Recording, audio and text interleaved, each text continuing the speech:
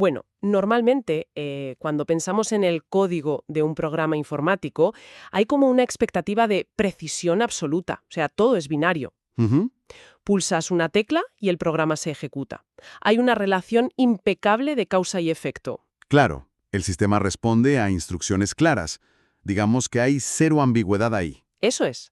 Pero claro, damos un paso hacia el mundo del comportamiento humano o animal y de repente ese código fuente se vuelve completamente borroso. Totalmente.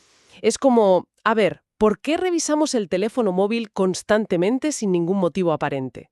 O, ¿por qué la mente aprende a temer a un sonido específico que antes era completamente neutral? Ya. La precisión mecánica desaparece por completo. Exacto, y entramos en un laberinto de variables. Así que hoy nuestro objetivo, la misión de este análisis a fondo, es desgranar ese laberinto. Me parece perfecto. Vamos a hacer una clase de repaso intensiva sobre la psicología del aprendizaje, especialmente pensada para quien necesite dominar estos conceptos para un examen universitario. Ostras, sí, y priorizando la comprensión profunda, y la memorización auditiva, nada de listas mecánicas. Nada de listas, exacto.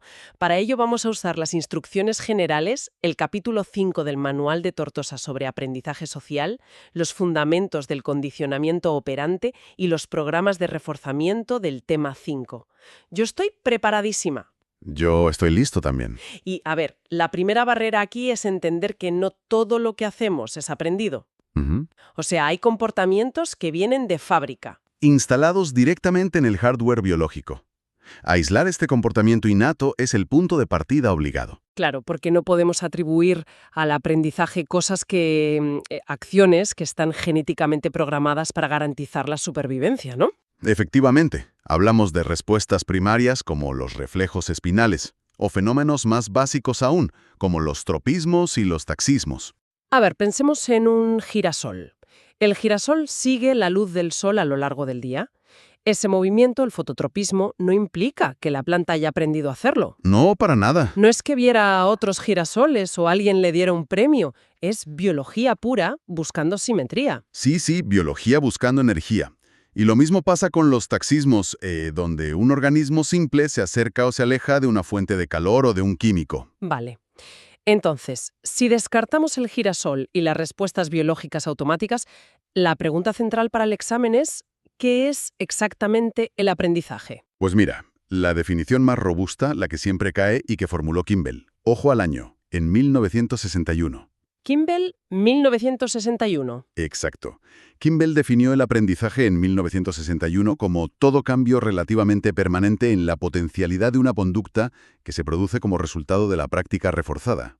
Un momento, vamos a diseccionar esa frase de Kimball de 1961, porque esa palabra potencialidad a mí me parece que esconde mucho peso, o sea, porque no dijo simplemente un cambio en la conducta observable. Porque esa es una trampa típica de examen. Fíjate, el cerebro es extremadamente eficiente gestionando su energía. Ya, Kimball se dio cuenta de que un organismo puede interiorizar una asociación, puede aprender el mapa de un laberinto o cómo funciona una herramienta, pero no demostrar ese conocimiento hasta que haya un motivo real para hacerlo. o sea, que el aprendizaje no requiere que lo ejecutes en ese mismo instante. Eso es. El cambio ocurre en el potencial para actuar. El individuo adquiere la capacidad, la potencialidad, pero la ejecución observable se queda ahí, en reserva, hasta que el entorno ofrece el incentivo adecuado. O sea, como que el conocimiento se instala en el disco duro, pero el programa no se ejecuta hasta que el usuario hace doble clic. Me gusta esa analogía, sí. Vale, entonces, si los tropismos son biológicos y el aprendizaje requiere esa práctica reforzada de la que hablaba Kimball, ¿cómo empezamos a adquirir conductas nuevas? Cosas para las que no venimos programados. Pues aquí el salto histórico lo da el conductismo. Hay que mencionar brevemente a Pavlov, claro, que sentó las bases con el condicionamiento de reflejos por contigüidad. Lo del perro y la campana. Justo. Suena la campana antes de la comida y el perro acaba salivando. Luego Thorndike aportó la ley del efecto con el ensayo y error. Y Watson publicó su famoso manifiesto conductista. Ya exigiendo que la psicología dejara de estudiar la mente abstracta y se centrara en la conducta medible. Exactamente. Pero el verdadero protagonista aquí, el arquitecto de cómo entendemos la conducta compleja, y esto es material seguro de examen, es B.F. Skinner. Skinner y su conductismo radical. Sí, el conductismo radical de Skinner lo cambia todo. Mientras Pavlov trabajaba con esos reflejos involuntarios, Skinner introduce el condicionamiento operante. Él dice que el aprendizaje de una respuesta voluntaria depende integralmente de sus consecuencias. Vale, vamos a profundizar en esto porque es vital. Skinner construyó una matriz de 2 por 2 que explica cómo se modifica la conducta, Cruza dos variables fundamentales.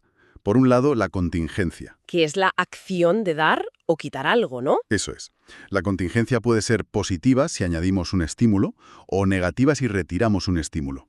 Y la otra variable es la consecuencia. El valor del estímulo. Justo, que puede ser apetitiva, o sea, algo agradable, o aversiva, algo desagradable. Vale, a ver si lo entiendo. Vamos a cruzar las variables. Si la contingencia es positiva, doy algo. Y la consecuencia es apetitiva, doy un premio. El resultado es el reforzamiento positivo. Alguien trabaja bien, recibe un bonus salarial. Y la conducta de trabajar bien aumenta. Perfecto.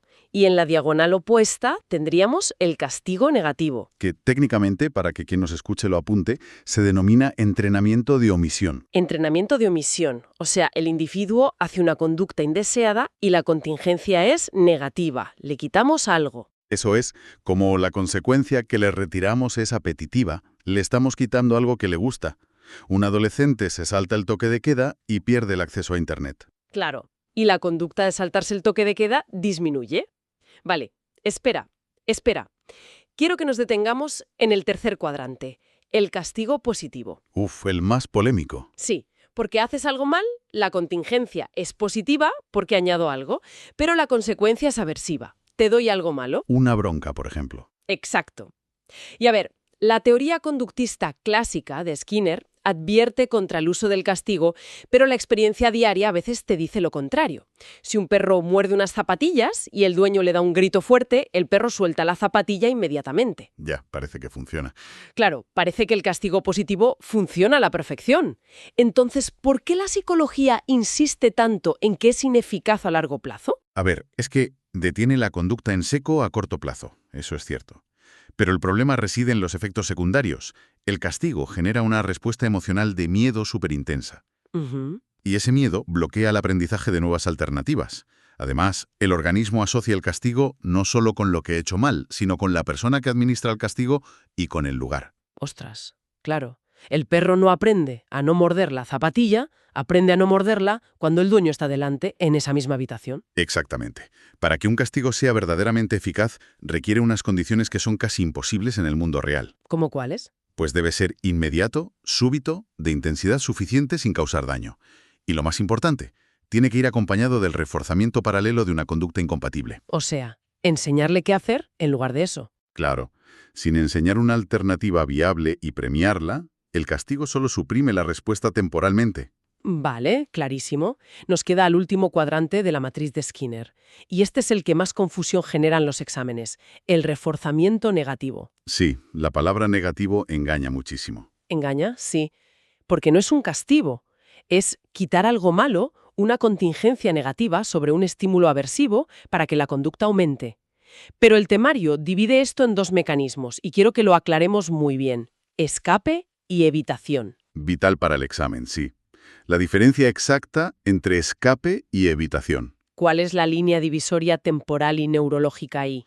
El factor delimitador es el tiempo y la presencia del estímulo aversivo. En el escape, el estímulo desagradable ya está ahí, ya está ocurriendo. Vale. Imagina que la lluvia ya está cayendo y mojando a una persona. La persona abre el paraguas y escapa de la lluvia. La conducta de abrir el paraguas aumenta porque apaga un malestar que ya está presente. El problema ya existe y tu conducta es el interruptor para apagarlo. Escape. Exacto. En la evitación, el estímulo aversivo todavía no ha aparecido. Siguiendo con el paraguas, la persona mira por la ventana, ve nubes muy negras y coge el paraguas antes de salir de casa. Ah, se adelanta. Sí, previene que el malestar llegue a ocurrir. En el laboratorio, la rata de Skinner aprende que un sonido precede a una descarga. Si pulsa la palanca al oír el sonido, la descarga ni empieza. Claro, requiere anticipar el futuro. Eso es. La evitación es un nivel cognitivo ligeramente superior por esa anticipación. Muy interesante. Vale, Skinner nos da los planos para crear conductas, pero una vez que logramos que un animal o una persona haga algo, ¿cómo evitamos que esa conducta se extinga? Porque si dejas de dar el premio, la conducta debería desaparecer, ¿no? Debería, sí. Y aquí es donde entran los programas de reforzamiento, creados por Ferster y Skinner. Hay que memorizar esos nombres, Ferster y Skinner. Ferster Skinner, apuntado. ¿Qué descubrieron? Descubrieron empíricamente que premiar una conducta cada vez que ocurre, lo que llamamos reforzamiento continuo, hace que la conducta sea muy frágil. Ya. En cuanto cortas el premio, el individuo se rinde enseguida. Así que para crear hábitos resistentes, el refuerzo debe ser intermitente. Y Ferster y Skinner los agruparon en dos grandes familias, A ver. los programas de razón y los programas de intervalo. Real. Los programas de razón exigen cantidad de respuestas. El organismo tiene que hacer un número específico de cosas para obtener el refuerzo. Justo. Y dentro de la razón, el programa puede ser fijo o variable. En la razón fija, el número de respuestas no cambia nunca. Como la típica tarjeta de fidelidad de una cafetería. Compras 10 cafés y el número 11 es gratis. La regla es inamovible. Es un programa de razón fija. RF. RF, exacto. Sabes exactamente cuándo llegará la recompensa. Pero luego tenemos al rey de la adicción, Hoy. la razón variable, o RV. El número de respuestas necesarias cambia constantemente. Es impredecible. Las máquinas tragaperras, claro. El ejemplo clásico. El jugador sabe que la probabilidad del premio depende de tirar de la palanca, de su tasa de respuesta, pero no sabe en qué intento caerá. Ostras, si eso piratea el cerebro, ¿verdad? Totalmente. Neurológicamente, la imprevisibilidad de la razón variable piratea el sistema de dopamina. Ese error de predicción genera picos de dopamina altísimos. Por eso la persona trabaja a un ritmo frenético y sin pausas. Es fascinante, la verdad, cómo la incertidumbre nos obsesiona. Bueno, pasemos a la segunda familia de Ferster y Skinner, el intervalo. Aquí el esfuerzo acumulado no importa tanto como el tiempo que ha pasado. El premio solo está disponible después de un tiempo determinado. Y tenemos intervalo fijo e intervalo variable también. Vale. El intervalo fijo es un tiempo exacto. O sea, el estudiante frente a la fecha de un examen. Exactamente. A principios de semestre la tasa de estudio es bajísima, pero según se acerca la fecha, La conducta se dispara. se dispara exponencialmente. Es lo que en las gráficas de conducta se llama festón. Festón, trabajas a contrarreloj cuando mes la meta. Y el intervalo variable, entonces, el tiempo pasa, pero es un misterio cuánto será. Revisar el correo electrónico, por ejemplo. Esperando un mensaje importante.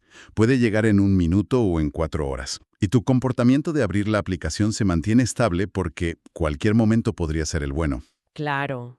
Y la cosa se complica en el laboratorio cuando se combinan estos 4 básicos para crear los programas compuestos. Sí, material altamente preguntable. Los alternantes, donde pasas de un programa a otro sin orden. Que son mixto y múltiple. Eso es. Y los secuenciales, donde hay que cumplir uno para pasar al siguiente. Tándem y encadenado. Y a ver, la confusión aquí es tremenda. Hay que diferenciar el mixto del múltiple y el tándem del encadenado. Para el examen, la clave absoluta aquí, el truco, es el estímulo discriminativo. El estímulo discriminativo. Sí, una luz, un sonido, algo que avisa de que las reglas han cambiado.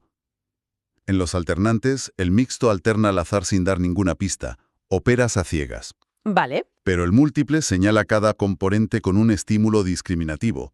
Luz verde, razón fija. Luz azul, intervalo variable. Te avisa. Te avisa. Múltiple te avisa. Y en los secuenciales igual. En el tándem completas un programa para iniciar el siguiente, pero la transición es invisible, sin aviso. Y el encadenado sí te avisa. Eso es. El encadenado lleva estímulo discriminativo. Así que múltiple y encadenado son los que avisan. Hay que recordarlo así. Apuntadísimo. Vale. A ver, la caja de Skinner, con su luz y su palanca, es muy limpia. Pero en la vida real hay múltiples opciones a la vez, programas concurrentes. Ujú. Si tengo 5 alternativas, ¿cómo calcula el cerebro a cuál dedicarle su tiempo? Pues Herenstein formuló la ley de igualación. Y esto es fundamental. Dictamina que la tasa relativa de respuesta se igualará invariablemente a la tasa relativa de reforzamiento. A ver, llevémoslo al supermercado. Estás decidiendo entre 2 colas. Ves que la cola de la izquierda avanza al doble de velocidad. ¿Esa es la recompensa? Avanzar. Claro. Pues nuestro cerebro decidirá pasar el doble de tiempo en esa alternativa rápida. Igualamos el comportamiento a la tasa de recompensa. Efectivamente. Y cuidado, la palabra clave que sostiene la ley de igualación es relativa. tasas relativas. En el examen intentarán confundir hablando de tasas absolutas. No. La ley de igualación compara proporciones. La proporción de esfuerzo en A frente a B es equivalente a la proporción de premios en A frente a B. Vale, proporciones relativas. Pero a veces esta ley falla, ¿no? Hay sobreigualación e infraigualación. Si el cerebro no calcula fracciones conscientemente, ¿qué está haciendo realmente? Pues aquí entra la teoría de la mejora. Evolutivamente, no hacemos planes matemáticos a largo plazo. La teoría de la mejora postula que el sujeto siempre busca la alternativa que le dé la mejor tasa local de recompensa en ese instante preciso. Ah, como un rastreador de calor a corto plazo. Busca el beneficio instantáneo y eso, visto con perspectiva, dibuja la proporción de la ley de igualación. Exacto. Maximiza las tasas locales. Es pura supervivencia. Y hablando de supervivencia, el conductismo de Skinner tiene un límite. Requerir que cada uno experimente las consecuencias por ensayo y error es peligrosísimo. No hace falta electrocutarse para aprender a no meter los dedos en un enchufe. No, gracias a Dios. Aquí es donde entramos en el aprendizaje social y, más concretamente, el aprendizaje vicario.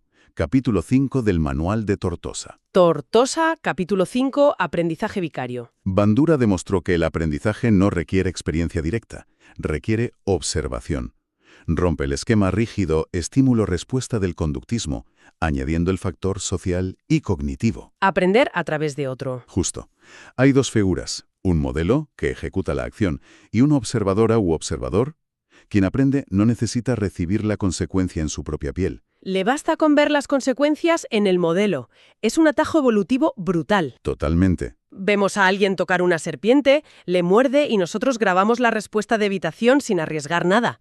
Es conectar esto con la utilidad evolutiva del aprendizaje. Volvemos a la definición de Kimball de 1961. El observador adquiere la potencialidad de la conducta solo procesando la información y almacenando las consecuencias. ¡Qué viaje más increíble! Desde el girasol hasta las neuronas que nos permiten aprender de los errores del prójimo. Vale, vamos a hacer el repaso final. La hoja de trucos para el examen, tipo Rafa. Venga. La chuleta mental. 1. La definición de aprendizaje. Kimball, 1961. Todo cambio relativamente permanente en la potencialidad de la conducta por práctica reforzada. 2. El operante de Skinner. La gran trampa. Reforzamiento negativo quita lo malo, castigo positivo pone lo malo. 3. Mantener la conducta. Förster y Skinner. Programas de razón, cantidad.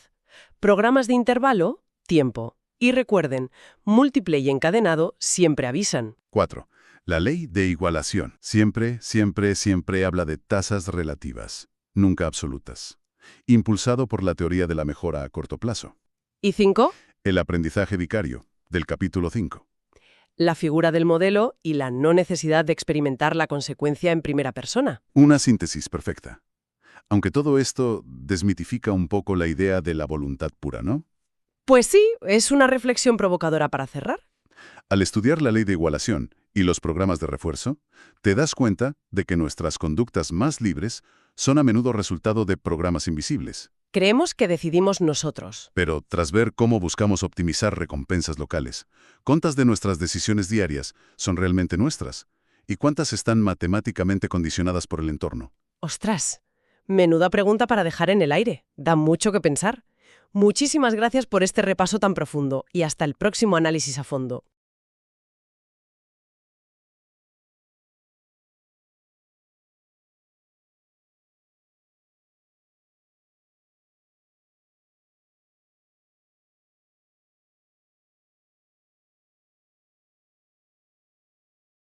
En biblioteca.